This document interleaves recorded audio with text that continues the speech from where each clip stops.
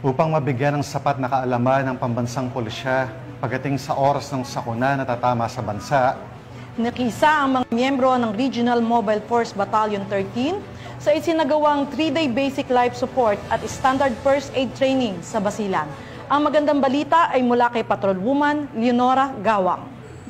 Isa ang mga personahe ng Regional Mobile Force Company sa isinagawang 3-day basic life support at standard first aid training sa Medical Center Health Emergency Basilan nito lamang 15 hanggang 17 ng Oktubre taong kasalukuyan. Naging matagumpay ang naturang aktibidad dahil sa pagtutulungan ng mga personahe ng RMFB 14B sa pamumuno ni Police Major Feric J. Kumafay, Company Commander at Medical Center Health Emergency Staff na naging mga pangunahing tagapagturo.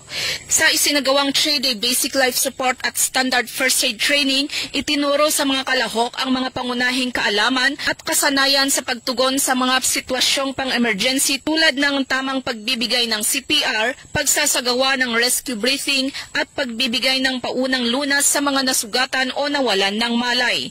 Tinalakay rin ang wastong paggamit ng mga first aid equipment, tamang paraan ng paghawak sa mga biktima ng aksidente at ang kahalagahan ng mabilis ngunit maingat na aksyon sa oras ng sakuna. Layunin ng aktibidad na ito na mapahusay ang kakayahan ng mga tauhan sa pagtugon sa mga emerhensya at pagsasagawa ng mga hakbang sa pagliligtas ng buhay bilang bahagi ng kanilang pangako sa kaligtasan ng publiko at kahandaan sa sakuna.